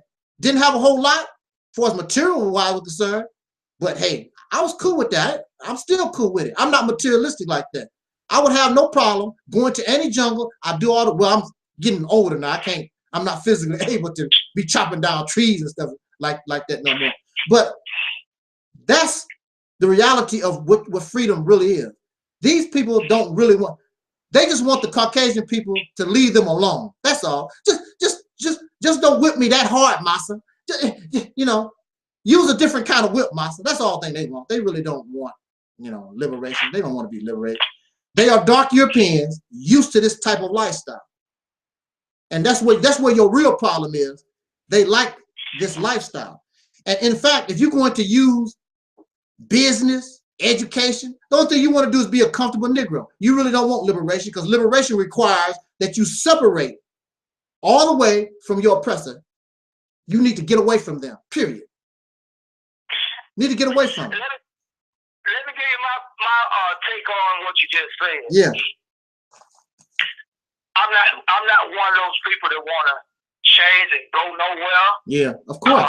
To be liberated like that. I'm under the belief that if I can get my people anywhere on the planet to really love one another, and I say I don't have to go somewhere to love my neighbors, to love the members of my family, to love the members of my race, and all that stuff. I'm saying, and I give anybody that want to do it the way that you just said. I want to get the people that think like me to put ourselves in a position to be able to provide whatever it is you want. If that's the lifestyle you want, I want to be able to help you obtain that. Right. But for me and mine, I say I have people that was brought over here. I have people that was already All this stuff that people have been talking about. I feel, and my mother worked as a maid here. My grandmother worked as a domestic. My great grandmother was a free slave.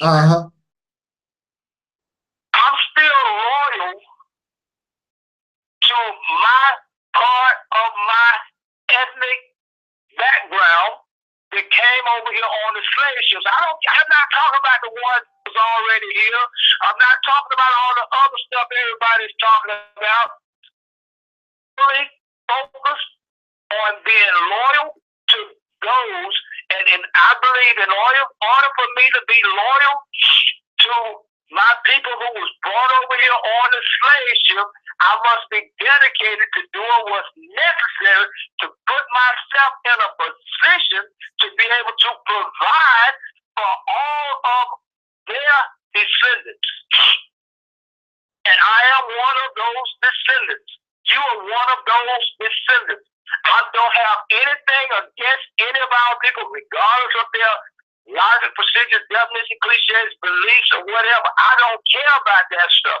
I'm just looking for people that think like me, the people that want to put ourselves as a race of people, as a collective of people, as a whatever you want to call it, in a position to be able to provide what we as a people need to be united, respected, and self-sufficient. No matter where you want to go, how you want to do it, and I think each and every one of us, whatever way you think, whatever way you believe, find like-minded people that think the way you do.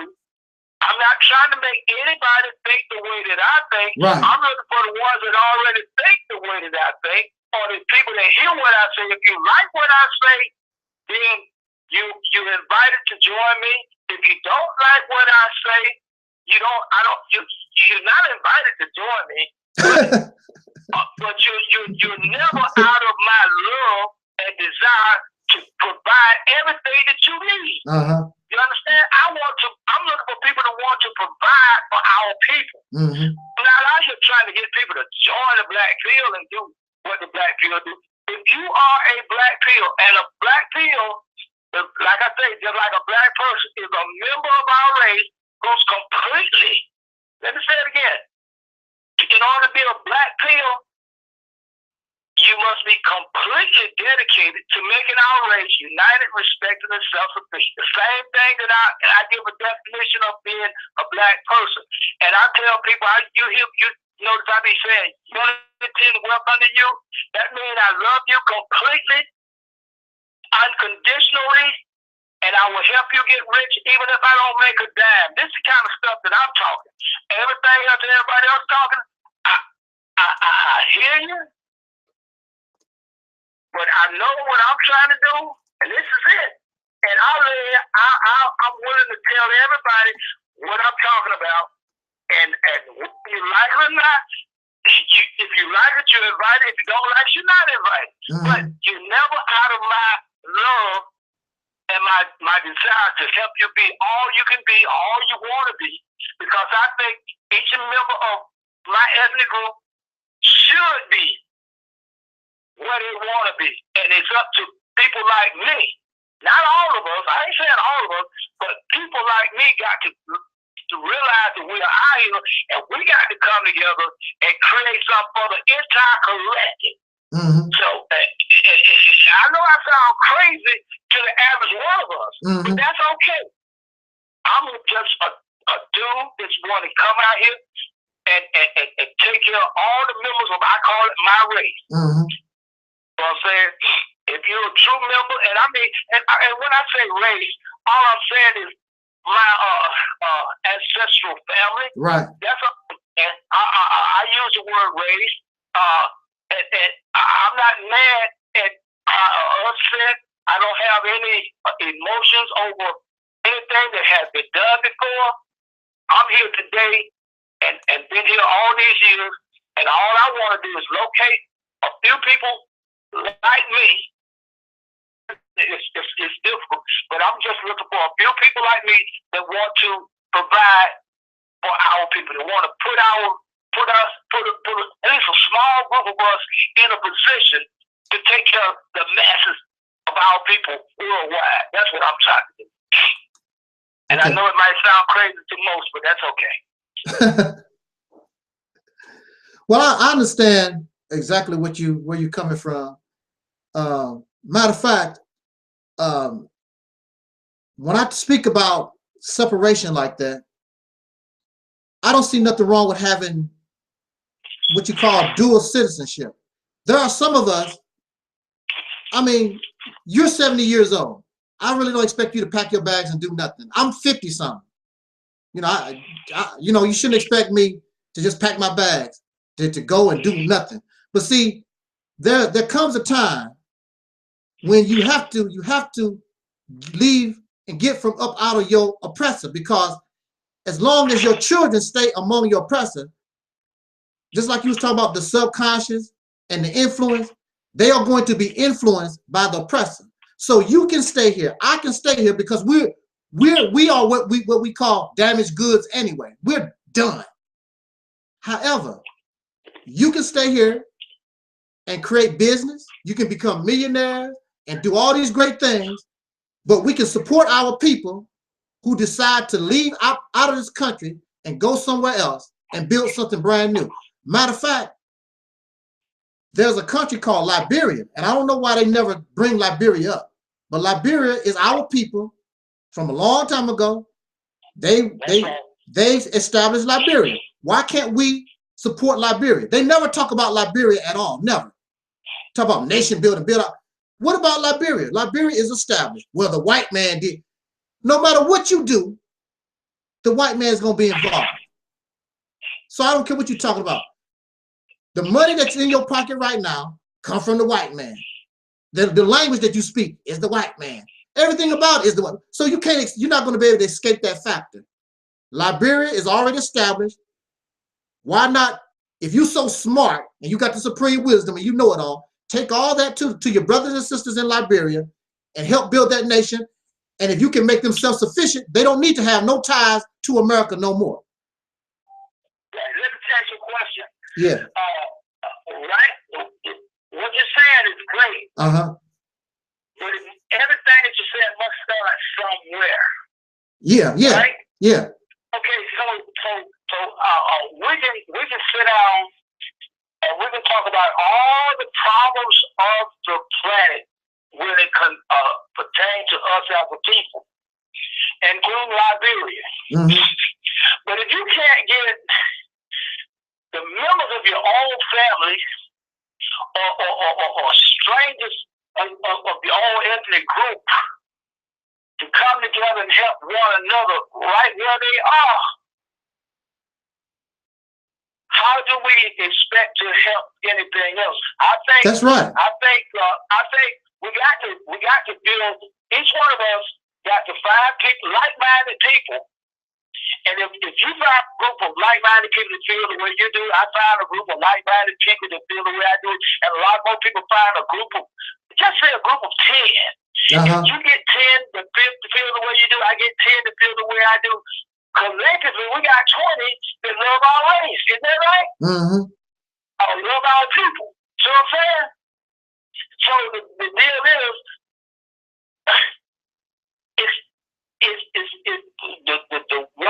what I'm trying to do is very difficult to find people that think the way I do about putting ourselves in a position to be able to help the collective. But you got churches, you got all kind of groups of stuff. You got nations of Islam and all these other things, Shrine of the Black McDonald's and all these other things. So if we can get our people to love us collectively, then they could come together with their little organizations and they can help the people that's right here in America. Like people stop them from people houses getting foreclosed on. People that's out here, we haven't built any hospitals that's for us in the school systems That's for us without depending on the system, is what I'm talking about. If we can get a bunch of little groups to come together to say, let's go in these communities and teach these people how to have a social and savings club so each and every one of them will become financially well off, then we'll be in a position to do all the things that we talk about, all the shallow talk we talk about. It ain't enough of shallow talk if we don't come together and create something that will make it happen. Right. So that's my thing. I'm still right here in Atlanta, Georgia. I mean, I have people that get out and help me do the Black Unity parties and stuff like that. But most of the people that show up, because it's so easy to do a Black Unity party, all you gotta do is come together. We have music, we bring food, but most of the people come. They're not talking about teaching the people how to create social and savings clubs. They try to get there and get people to join their organizations. Right. You know what I'm saying? Or do stuff like that. But I'm not mad at them. But until we have some people that want to come together and teach our people how to love one another, they don't even come to the Black Unity parties to teach people how to love one another. You see? But at least they're coming, and I get a chance to say stuff, but the stuff I say go in one ear and out the other ear, because you got some religious organization that come out there, and people say, well, how many people you got with you? And if you don't have enough people with you believing the same thing, all people been indoctrinated not to listen to what you're saying.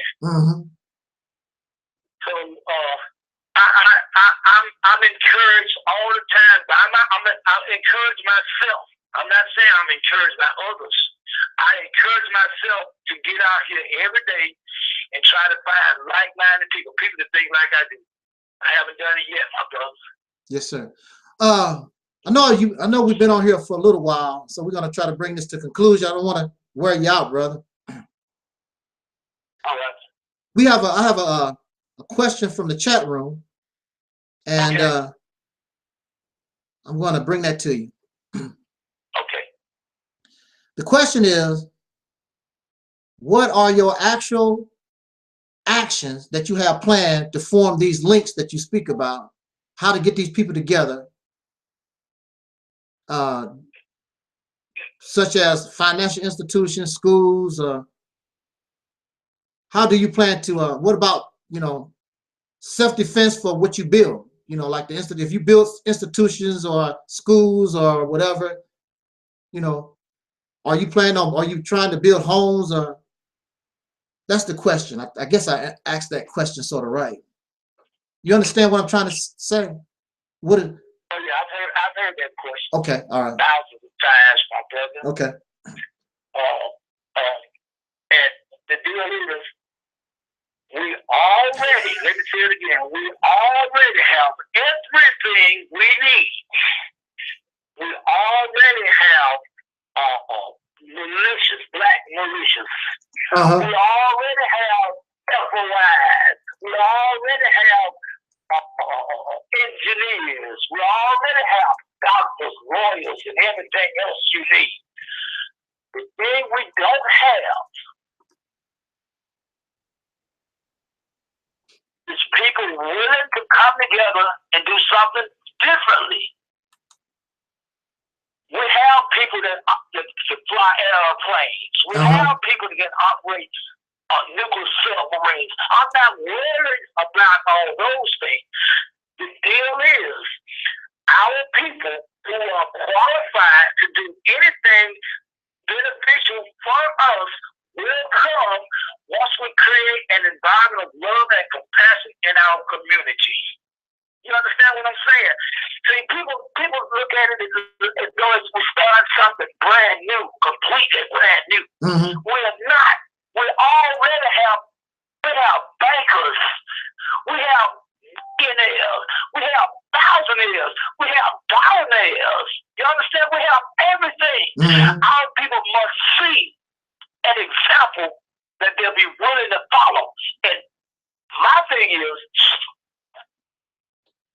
I have a simple plan. And the first step of the plan is the only thing we need to focus on at this time, because we already have everything else.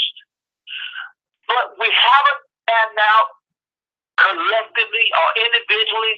More and more of our people need to say, we got everything we need, so it's up to me to get out here and create an environment of love and compassion so our people will overcome that slave mentality. The love and compassion will help us overcome the slave mentality.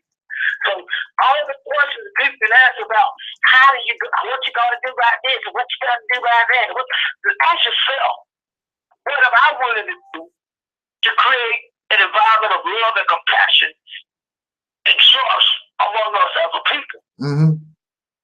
See, we waste too much time asking questions that we already know the answer to. We should know, as long as we've been here. Don't we all know that you got black members of our race? I call black doctors, lawyers, engineers, scientists. We got all of that stuff. But they're working for the benefit of the system, the anti-black system. And they will continue to work for the benefit of the anti-black system because it's beneficial to them. What's going to be beneficial to us is for us to start really loving each other. Now, the question each one of us need to ask ourselves, do I love other people? Am I willing to do what's necessary to create this environment of love and compassion? So our people will have a desire to come. You know, the people that just concerned about themselves, once they see enough of us proving that we love us, they will come, my brother. It's automatic. It's human nature. It's automatic. Regardless of what we've been indoctrinated in, once our people start seeing our people loving us, things will change. Now, you look at YouTube and Facebook, and you hear all these people saying all this negative stuff about each other, or the least little thing somebody say, they tear them down and stuff. Those are the people I call the nasty Negroes. I love these nasty Negroes, but I love them enough to put the ones of us who are not nasty Negroes in a position so we can take care of the nasty Negroes. Until and see, that's something nasty Negroes don't say. They're not talking about putting themselves in a position to take care of the rest of us.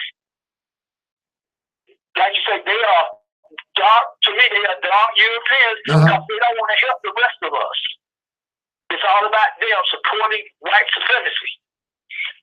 And they don't want to even say that they're supporting white supremacy. They say there's no white supremacy. But anyway, the proof is in the pudding, my brother. It's up to each and every one of us who care. That's what I said. I know that's a small number, but the more of us who get out here and demonstrate our love for our race, then it's start working, my brother. Right. So I don't know if that answers the question. You answered the question.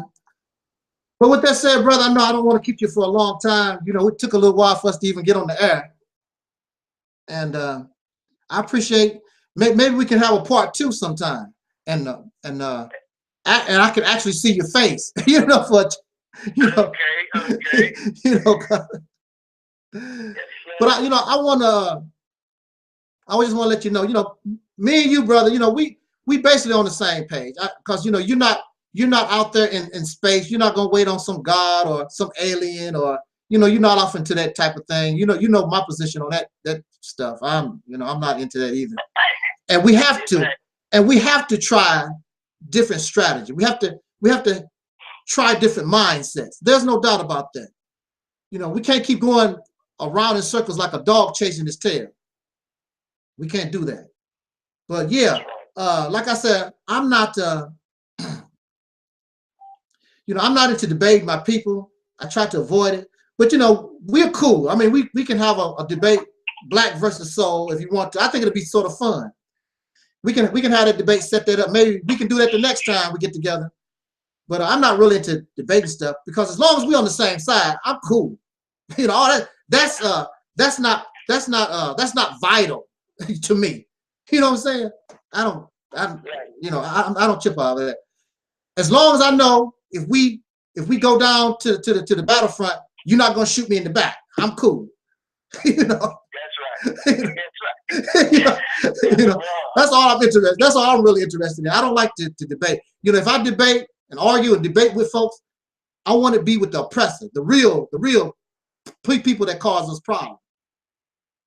Yeah, you're not the kind of person I want to debate with.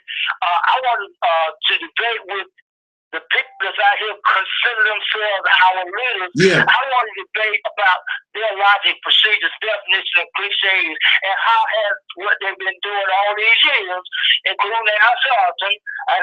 I'm not mad at him for what he's doing, but Minister Farrakhan, I want to debate with him, but without his guard standing around him, like he's some god or something. You know what I'm saying? I want him to realize that I don't consider him no more of a man than I am. Right. And I love him just like I love all the rest of my common Negroes, my nasty Negroes. So I'm saying, and I want these people to know that I'm not satisfied with what they've accomplished after all these years. I'm not satisfied. But you got all these people that shoot and follow people just because they got a lot of people following them. And they only follow them because of some doggone religion. Right, that's right. And it hasn't worked to help us. And I know it's just like any of these religious people, if they get mad at you for saying what you say about their leader, then they just brainwashed to believe what their leader said without any actual benefit for us as a people. I haven't seen anything that the Nation of Islam has done that got out in the neighborhood and stopped our people from losing their homes or foreclosure. I haven't seen the Nation of Islam. I heard they got a farm. I haven't seen them come out in the neighborhood and with a plan that can really help us collectively. I haven't seen that.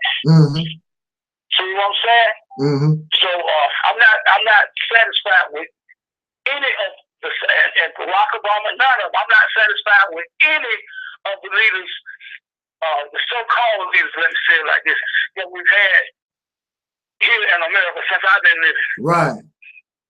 You know, Marcus Garvey was dead when I was living, and after learning about him, I'm not completely satisfied with what he did. But listen, if I was living when he was living, I wouldn't have known no more than he knows. But since then, I realized that he got those people to make the organization rich. That what did it do for them besides give them pride? How many of the people that followed Marcus Garvey ended up really rich, and their families today are rich because of Marcus Garvey? So I'm not satisfied.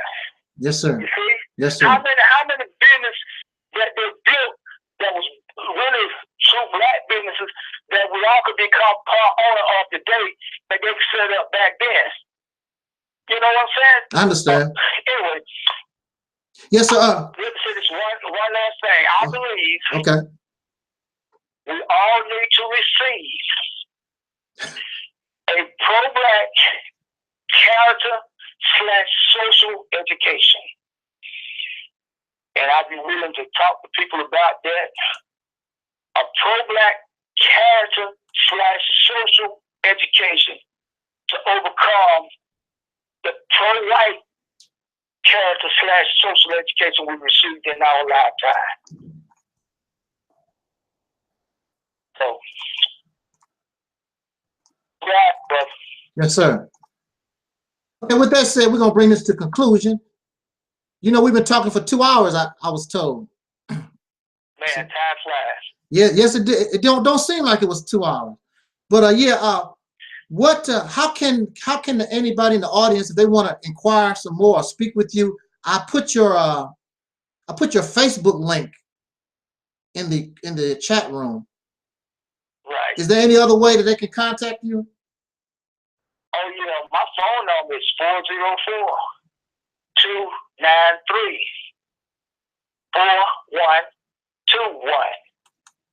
That's my cell number. Can you say that again? 404 293 293 4121.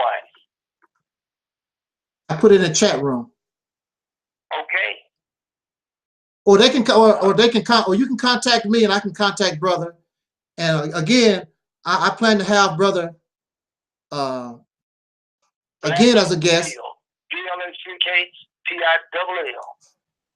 Yeah, he goes by Black Pill.